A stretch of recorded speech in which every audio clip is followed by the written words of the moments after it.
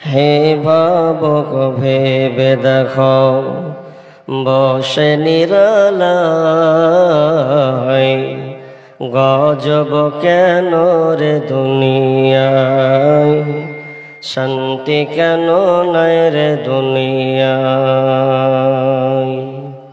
খাঁটি মুসলিম নাই তো দেশে, মুসলিম চলে কাফের বেশে, কথাবার্তায় ব্যবহারে বেদিন বোঝা যায়, গজব কেন রে দুনিয়ায়, শান্তি কেন নাই রে দুনিয়ায়।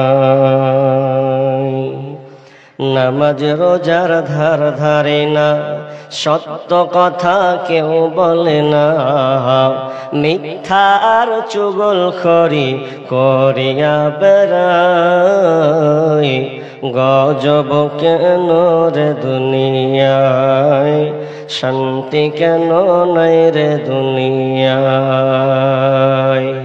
অফিসগুলি ঘুষে গরম, অফিসারদের নাই তো শরম, পার্টির লোক দেখলে তারা ঘুষের হাত বাড়ায়, গজব কেন রে দুনিয়ায়, শান্তি কেন নাই রে দুনিয়ায়। জালেম অত্যাচারী যত, জমির আল কাটে শত, জালেম অত্যাচারী যত, জমির আল কাটে শত, ছোট করে নিজেরটা বাড়ায়, গজব কেন রে দুনিয়ায়, শান্তি কেন নাই রে দুনিয়ায়। মাথায় কাপড় দেয় না নারী, পিঠে বুকে দেয় না শাড়ি, মাথায় কাপড় দেয় না নারী, পিঠে বুকে দেয় না শাড়ি, বেহায়া বেশরম নারী চলে বেপরদায়, গজব কেন রে দুনিয়ায়, শান্তি কেন নাই রে দুনিয়ায়। নিউ মার্কেটে আর গাউসিয়াতে যাচ্ছে নারী শতে শতে, নারীর জ্বালায় পুরুষের চলা বড় দায়, গজব কেন রে দুনিয়ায়। চেয়ারম্যানি আর মেম্বরে তাও নিল কতক নারী, চেয়ারম্যানি আর মেম্বরে তাও নিল কতক নারী, লজ্জা শরম উঠে গেছে দেশের সর্ব জায়গায়, গজব কেন রে দুনিয়ায়, শান্তি কেন নাই রে দুনিয়ায়। হে ভাবক ভেবে দেখো, বসে নিরালায় গজব কেন রে দুনিয়ায়, শান্তি কেন নাই রে দুনিয়ায়। বিশ্বনবী বলছেন, যখন তোমরা নেশাদার দ্রব্য সমাজে বাড়িয়ে দেবে, ওয়াইদা শারিবুল খামর, মানুষ যখন মদ পান করবে, নেশাদার দ্রব্য যখন বাড়িয়ে দেবে, এক কথায় গ্রামকে গ্রাম, শহরকে শহর, এই নেশাতে মানুষ যখন ডুবে যাবে, এক কথায় মানুষ মদ পান করবে, তখন তাদের উপরে তিনটা আযাব আসবে। আর দ্বিতীয় নাম্বার বিশ্বনবী বলছেন, ওয়াজহারাতিল খায়নাতি, এবং নারীরা যখন মত্ত হবে, নাচবে, গায়িকারা যখন নাচবে, তিনটার তোমরা রোগকে তোমরা প্রাধান্য দেবে, তিনটা ভয়াবহ পাপকে তোমরা বেছে নেবে, নিয়ে নেবে। নাম্বার 3, ওয়াদরাবুবিল মাউজিব, এবং বাদ্যযন্ত্র যখন হারে হারে বৃদ্ধি পাবে, গান বাজনা বেড়ে যাবে, তখন তোমাদের উপরে তিনটি আযাব চাপবে। এবার আপনারা বলেন, আপনাদের এলাকাতে তিনটা পাপ আছে না নাই? কথা বলেন না ভাই, আছে না নাই? যদি না আছে তো আলোচনা বাতিল, যদি আছে তো একটু শুনে পরিবর্তন হওয়া লাগবে। কেন পরিবর্তন হতে হবে ওই আয়াতটা এখনো পেন্ডিং এ রেখেছি। তবে তিনটি আযাব চাপবে যদি তিনটা কর্ম, খারাপ কর্ম আমাদের উপরে থাকে। নাম্বার 1, মদ পান করা।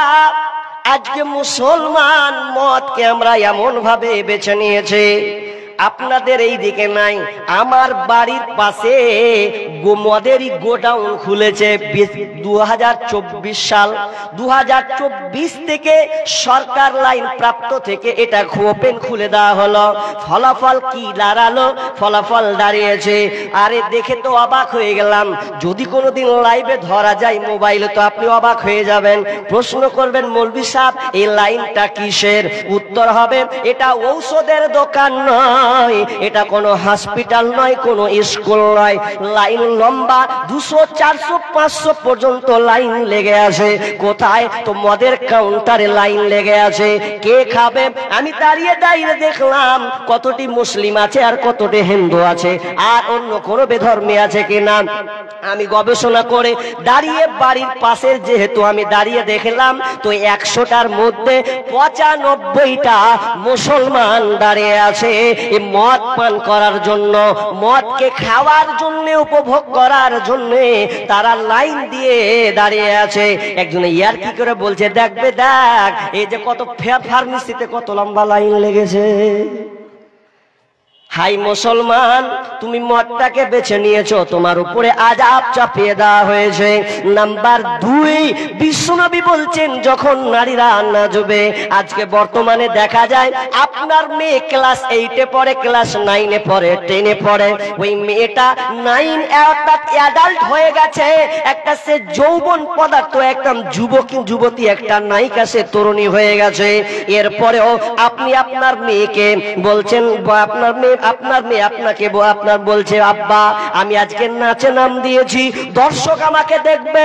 ক্লাস 10-এর মেয়ে বলছে আমি নাচে নাম দিয়েছি, ওই নাচটা কে দেখবে? তো সারা পাবলিক যারা আছে তারা দেখবে।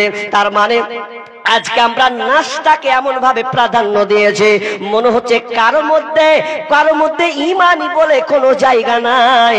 মনে হচ্ছে আমরা বেঈমান যেন বসবাস করছে, মনে হচ্ছে যেন আমরা কাপুরুষ বসবাস করছে।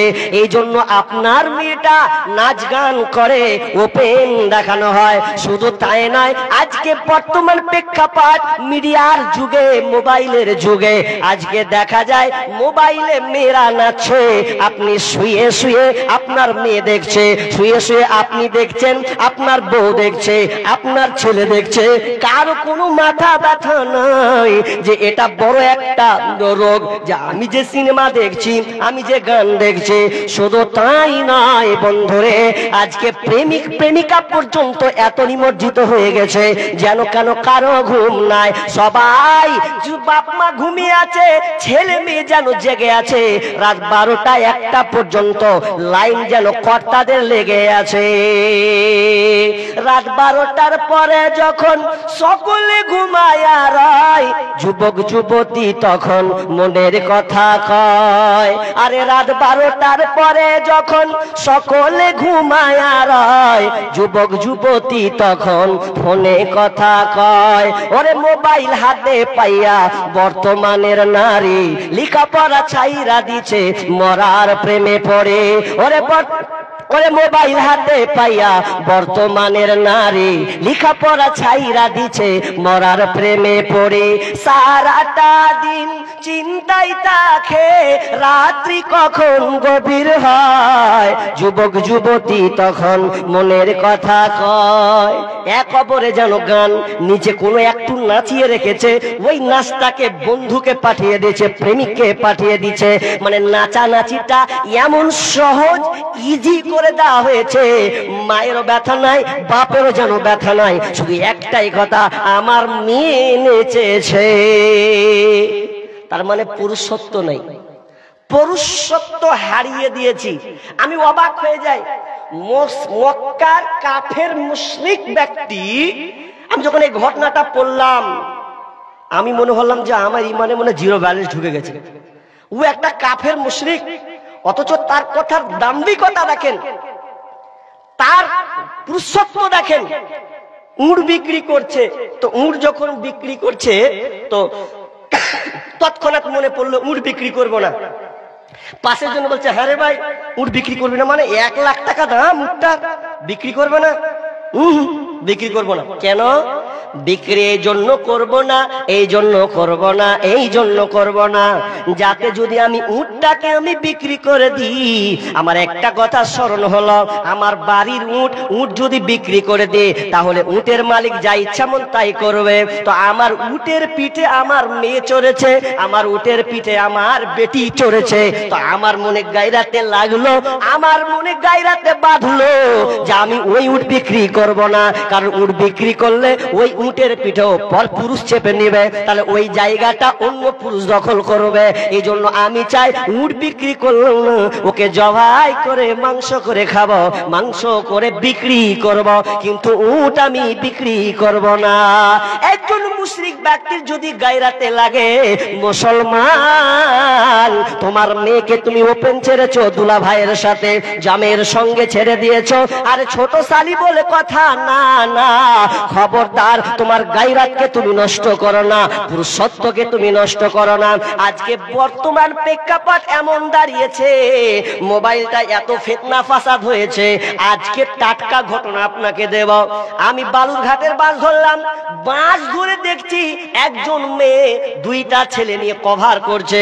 ঘটনা জানা গেল কি, তো মেয়েটা স্বামী বাড়িতে নাই, বিদেশে কাজ করে। মেয়েটার বাড়ি কোথা, তো আপনার কিনা করে বারসয়ের কোনো সাইডে ফাইডে কোনো জায়গা হবে। তো জিজ্ঞেস প্রমাণ পাওয়া গেল মেয়েটা মোবাইল ব্যবহার করছে প্রায় 1-2 বছর থেকে। স্বামী বাড়িতে থাকে না, বিদেশের টাকা স্ত্রীর ব্যাংক ব্যালেন্সে পাঠায়। কিন্তু ফলাফল আজকে নাকি ফারাক্কাতে যে ধরা পড়লো, ধরা পড়ে ছেলেটা উধাও পালিয়ে গেছে। এখন মেয়েটা বলছে আমি তোর সাথে সংসার করবো না, ওই ছেলেটার সঙ্গে যাব। খোঁজ নিলাম মেয়েটা কে, তো মেয়েটা 3টি বাচ্চা আছে, কোলে একটা বাচ্চা, 2টা আরো বাচ্চা যুক্ত আছে।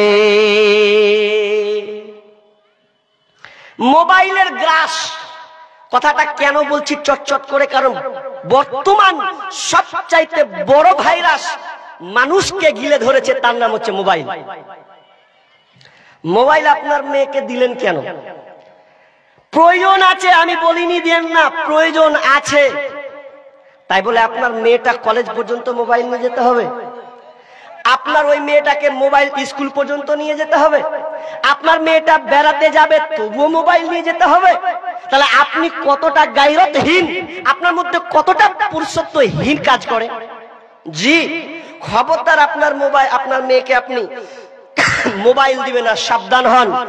স্ত্রী পর্যন্ত বিশ্বাস করা যাবে না।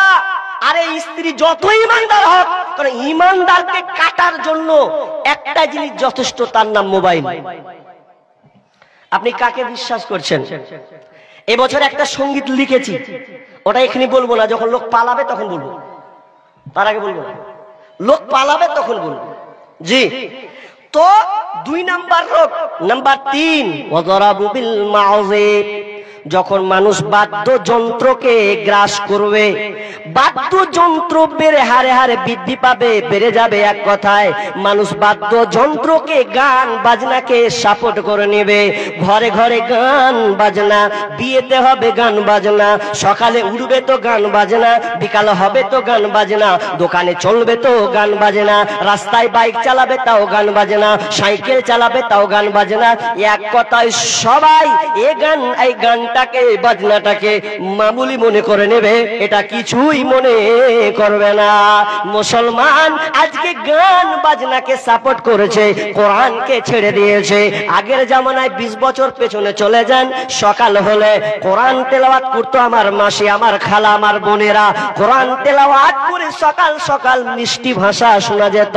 বিসমিল্লাহির রহমানির রহিম, যালিকাল কিতাবু লা রাইবা ফি হুদাল লিল মুত্তাকিন। মুত্তাকিন। কোরআনের আয়াতগুলো শুনতে পেতাম, আর এখন সকালে যদি বের হয় গান ছাড়া বিকল্প আর কিছু শোনা যায় না। এই জন্য বিশ্বনবী বলছেন, যখন তোমাদের উপরে তিনটি এই রোগটাকে তোমরা যখন নিয়ে নেবে, আল্লাহ তাআলা তিনটা বিপদ নামিয়ে দেবে। খাসফুন ওয়া কাযফুন ওয়া মাসখুন, তিনটি আযাব চাপবে। নাম্বার 1, এক নম্বর আযাব আল্লাহ তাআলা দেবেন ভূমিধস, ভূমিকে ধসিয়ে দেবেন, ভূমিকম্প হবে। কারণ কেন তোমরা এই পাপটাকে তোমরা মেনে নিয়েছো। নাম্বার 2 নম্বর হচ্ছেন বিশ্বনবী বলছেন আসমান থেকে অথবা জালিম শাসক দিয়ে তোমাদেরকে অত্যাচার করা হবে, জালিম শাসকে তোমরা নির্যাতিত হবে। আজকে এটা বর্তমানে দেখা যায়। নাম্বার 3, মানুষের আকার আকৃতি পরিবর্তন হবে। তাহলে 3টি পাপ আমরা বর্তমানে গ্রহণ করে নিয়েছি। করেছি না করিনি? করে নিয়েছি। আর 3টি পাপ গ্রহণ করে নেওয়া তো 3টি বিপদ। আর ইবনে মাজার 4019 নম্বর হাদিসে ইবনে উমার থেকে রিওয়ায়াত, তিনি বর্ণনা করছেন যে আল্লাহ রাসূল মুজাহিদদেরকে সম্বোধন করে বলছেন, ও আমার মুজাহিদের দল, তোমরা শোনো, আমি তোমাদেরকে বলছি, যদি কোনো জাতি এই 5টা পাপে নিমজ্জিত হয় তো আল্লাহ আবার তাদের উপরে 5টা থেকে 60টা আযাব চাপাবেন। নাম্বার 1, 1 নাম্বার কি? বিষ্ণু বললেন, যে জাতি অশ্লীলতাকে সাপোর্ট করবে, অশ্লীলতা এক কথায় জিনা, ব্যভিচার, যেখানে অশ্লীলতা থাকবে ওই অশ্লীলতাকে মানুষ যখন সাপোর্ট করবে তখন শুনে নাও তাদের উপরে মহামারী রোগ দিয়ে দেওয়া হবে। স্মরণ করুন 2019 সন, ভালো করে খেয়াল রাখুন, করোনা হয়েছিল না? তার আগে তো আরো মহামারী ভয়াবহ, কিন্তু এটাকে নিখুঁত মনে থাকারই কথা, বেশি দিনের নয়। তো এই করোনাটা কেন হলো? জি, কারণ অশ্লীলতাকে আমরা সাপোর্ট করে নেওয়া, অশ্লীলতাকে মেনে নেওয়া, ছয়লাভ ছড়িয়ে দেওয়া, এই জন্য হয়েছে। ফলাফল কি হলো? মানুষ আস্তে আস্তে সাবধান হয়ে গেল। সুবহানাল্লাহ, আলহামদুলিল্লাহ, আল্লাহু আকবার, তাসবিহ তাহলিল। যে মসজিদে নামাজ পড়ে না, ও কোচে চবে তাড়াতাড়ি উজু করে চলা, তো কাজ খারাপ হয়ে যায়। কেন? ওই ছুঁয়াছে রোগ, তাকে ধরবো, ওকে আমাকে ধরে নেবে। মানুষ সাবধান। এই জন্য দেখবেন সমুদ্র সৈকত, আমি এটা ভালো করে দেখেছি, সমুদ্র সৈকত আপনারা বুঝেন তো? আরে বুঝেন কিনা? না বুঝলে বুঝেন। সমুদ্র সৈকত বলা হয় এই যেখান থেকে মানুষ দাঁড়িয়ে থাকে, ছাতাগুলো ফুটা থাকে না, ছাতা ফুটা থাকে, শুধু নারী আর নারী, মেয়ে আর মেয়ে। মেয়ে কেমন? বলছে হাফ নিচে হাফ উপরে, এমন পোশাক, এমন নোংরা পোশাক, চোখে চশমা, আর চেয়ারের যে সিস্টেম শুয়ে আছে, ওগুলো 2019-এর দিকে দেখতে পেয়েছিলেন? একটাও না, সব সিধা হয়ে গেছিল। খালি কি করেছিল? ওই যে মাথায় সবুজ রঙের একটা কি কয় ওটা পড়ে নিয়েছে, মুখে মশলা দিয়ে নিয়েছে, যে মুখে এতখানি করেছিল নাই, ঢেকে নিয়েছে, চোখে কালো চশমা সুন্দর করে ঢেকেছি, কেন? করোনা না ধরে, ভাইরাস না আক্রান্ত হই। আর গির্জাতে গিয়ে এরকম চাইছে গির্জাতে বসে বসে। তার মানে ও বলছে যে আল্লাহ কে তুমি আছো, বাঁচাও। এখন ভেজালে পড়েছি অনেক, এখন আল্লাহকে গির্জাতে বলে ওরা নিজের ভাষাতে আল্লাহকে ডাকছে।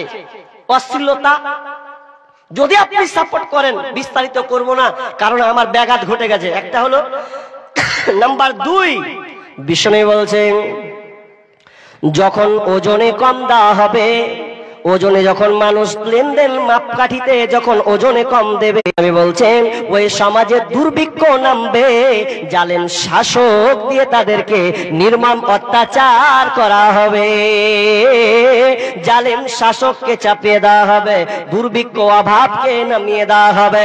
যদি তোমার আপনার গ্রামে ওজন ঠিকঠাক ভাবে না হয়, একে অপরকে দাবিয়ে নেয়, কমিয়ে দেয়, তাহলে আযাব নিশ্চিত আসে। নাম্বার 3 নাম্বার বিশ্ব বিশ্বনবী বলছেন যখন মানুষ যাকাত দেওয়া বন্ধ করবে, যাকাত যখন মানুষ দেবে না, তখন বিশ্বনবী বলছেন আল্লাহ তাআলা বৃষ্টি দিবেন না। তবে বৃষ্টি যে হয়, কেন বৃষ্টি হয়, এই বৃষ্টি হওয়ার পেছনে বিশ্বনবী বলছেন এই যে বৃষ্টি হয়, এই বৃষ্টি হওয়ার কারণ হলো এটা তোমার মুখের দেখে নয়, তুমি আছো বলে বৃষ্টি হচ্ছে এটা নয়। বৃষ্টি হওয়ার কারণ পশু পক্ষী যত আছে, এই পশু পক্ষী আপনার কিনা ভাল্লুক, আপনার হরিণ, ছাগল, গরু, ভেড়া, এই যে পাখিগুলো আছে এদের জন্য বৃষ্টি হয়। আপনার মুখের পানি চেয়ে কিন্তু বৃষ্টি হয় না। তো বিষ্ণু বলছেন যখন যাকাত দেওয়া মানুষ বন্ধ করে দেবে তখন বৃষ্টি বর্ষণ হবে না, বৃষ্টি আল্লাহ বন্ধ করে দেবেন। আর বৃষ্টিটা যদি হয় তো আপনার কল্যাণ কোনো বয়ে নিয়ে আসবে না। যাকাতের আলোচনা করব না, তবে আপনাকে একটু টাচ করে দিয়ে যাই। যেহেতু আমি চারিদিকে দেখলাম চাষ আর চাষ, চাষের আবাদান চলছে, যেদিকে দেখা যাচ্ছে শুধু চাষ আর চাষ, তার মানে আপনারা চাষকে খুব ভালোবাসেন। আল্লাহ আপনাদের চাষের বরকতে আপনাদেরকে মালামাল দিয়েছেন, উন্নত করেছেন। তবে শুনেন একটা সাফ কথা, ক্লিয়ার কথা, যাকাত আপনাকে বের করতে হবে। কতটি? তো আপনাকে 20 ভাগের 1 ভাগ যদি আপনি নিজে থেকে সেচে খরচ করে পানি দিয়ে যদি আপনি ধান পান, গম পান, ভুট্টা পান, তাহলে আপনাকে 20 ভাগের 1 ভাগ আপনাকে দিতে হবে। আর আসমান থেকে যদি আসমান থেকে হয় তাহলে 10 ভাগের 1 ভাগ, অর্থাৎ 750, অর্থাৎ 5 ওয়াসাক, অর্থাৎ 2টা ভাগ করেছেন। কেউ বলেছেন 18 মন 30 কেজি, 12 মন 15 মন 12 কেজি, এরকম একটা ক্যালকুলেশন করেছেন। এক কথায় আপনার যদি 5 ওয়াসাক হয়, 750 কেজি যদি হয়, তাহলে আপনাকে এই ওসর বের করে দিতে হবে। আপনার তো কুইন্টাল মন কে মন, কুইন্টাল আপনি ধান পেয়েছেন, ভুট্টা পেয়েছেন, আপনি যাকাত বের করেছেন? আরে যাকাত না বের করেন, আপনি কি আল্লাহ রাস্তায়, মাদ্রাসা, কোন ইয়াতিম, ফকির, মিসকিনকে আপনি দিয়েছেন তো ভালো কথা। যদি না দেন তাহলে আপনার মুখের পানে বৃষ্টি সফলতা হবে না। জি, ক্লিয়ার। তারপরে 4 নাম্বার বিষ্ণু বলছেন যখন যে জাতি কোরআন এবং আল্লাহ এবং রাসূলের প্রতিশ্রুতিকে ভঙ্গ করে দেবে, এটা বানাওয়াটি হাদিস বলছি না, ভালো করে লক্ষ্য করুন। যখন মানুষ কোরআন এবং হাদিসের আনুগত্য অনুসরণ যখন আপনি করবে না, মানুষ ছেড়ে দেবে, তখন আল্লাহ সুবহানাহু ওয়া তাআলা তাদের উপরে তাদের জমি কারা যে মালিকানা আছে, এই মালিকানার সম্পদ হবে বিজাতিরা। জালেম শাসক আসবে, তখন জালেম শাসকরা বলবে এটা আমার সম্পদ, তোর নয়, এটা ছিনিয়ে নিয়ে ওদের নামে করে না হবে। এটা কেন? যখন মানুষ কোরআন এবং হাদিসের অনুসরণ করে যখন চলবে না, আল্লাহ তার রাসূলের প্রতিশ্রুতিকে যখন ভঙ্গ করে দেবে, তখন জালেম শাসক পাঠাবে, আর জালেম শাসকরা তাদের জমিকে আত্মসাৎ করে নেবে, দিয়ে বলবে তুই ভারতে থাকতে পাবি না, তুই হলি সব বিদেশি, অতএব বিদেশি, তুই বাংলাদেশ থেকে এসেছিস, না হয় তুই পাকিস্তান থেকে এসেছিস, অতএব তোর জায়গা ভারতে হবে না, তোকে অন্য দেশে চলে যেতে হবে। এটা হাদিস, বানানো কোনো বানাওয়াটি কথা আপনাকে বলছি না। খালি দুপুর বেলাতে খুব দৌড় মারছে, চাচা কোথায়? বলছে আর বলো না, আমার নামটা নেই, কি যে ব্যাপার, কি করলে এখন নামটাকে বের করব। চাচা ঠিক আছে, নাম বের করে অসুবিধা নাই। জোহরের আজানটা, নামাজ আজান যে চলছে, এখন থেকে লাইন দিয়ে আছে, আর তুই আমাকে নামাজের কথা শিখাচ্ছিস, আগে বের করবো এটা। হাইয়া আলাস সালাহ, আল্লাহ বলছেন আয় আয় নামাজের দিকে আয়। হাইয়া আলাল ফালাহ, কামিয়াব নিবিত আয়। 5 বার মুয়াজ্জিন আজান দিয়েছে, কিন্তু একবারও আপনি ওখানে স্থান দিলেন না, একবারও মসজিদে আপনার জায়গা হলো না। বক্তা আপনাকে কতবার বুঝালো, আপনি গেলেন না। এখন আপনি এসআইআর নিয়ে পড়ে আছেন, পড়েন, তবে আল্লাহকে বাদ দিয়ে আপনি দুনিয়াবির মধ্যে পড়ে গেছেন। কেন? তো আপনাকে এসআইআর থেকে যদি বাদ দেওয়া হয়, নাম যদি আপনার না থাকে, তাহলে আপনাকে ক্যাম্পে ভরে দেওয়া হবে, আর কিছু করে দেওয়া হবে। একবারও ভাবলো না 2 দিনের জিন্দেগানি কয়দিন বা থাকবেন, কিন্তু কবরকে বলে একবারও আপনার ভয় হলো না যে এই কবরে অনন্ত আপনাকে থাকতে হবে। অন্ধকার কবরে, বিছানা নাই, কেউ নাই, বেটাও দেখবে না, কেউ দেখতে আসবে না, কোনো যোগাযোগ থাকবে না। ইনি একবারও আপনার ভয় হলো না। না। আল্লাহ বলছেন ঠিক আছে ঠিক আছে, তোকে বেঈমানেরা মারবে, তোকে কাটাল করবে, কে মারলো আর কাটলো আমি আল্লাহ দেখে কোনো লাভ হবে না। কারণ আল্লাহ সুবহানাহু ওয়া তাআলা বলেন বিসমিল্লাহির রহমানির রহিম ইন্নাল্লাহা লা ইউগাইয়িরু মা বিকওমিন হাত্তা ইউগাইয়িরু মা বিআনফুসিহিম। আল্লাহ সুবহানাহু ওয়া তাআলা বলছেন আমি অতক্ষণ পর্যন্ত ওই জাতির অবস্থা পরিবর্তন করি না যতক্ষণ না তারা নিজের অবস্থানকে পরিবর্তন না করবে।